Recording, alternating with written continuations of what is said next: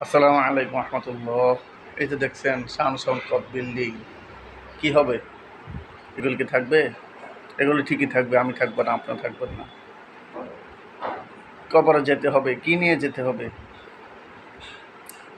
আমল। আমল ছাড়া কিছুই নেই। কেমন আমল? সঠিক আমল হতে হবে।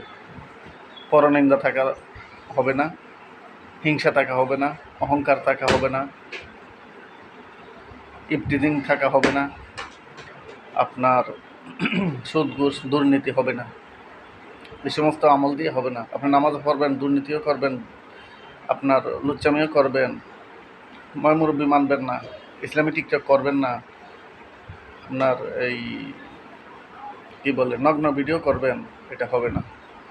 কবরে যেতে হবে, সঠিক পথে চলুন, সকল প্রতিষ্ঠানে নামাজ বাধ্যতামূলক করুন।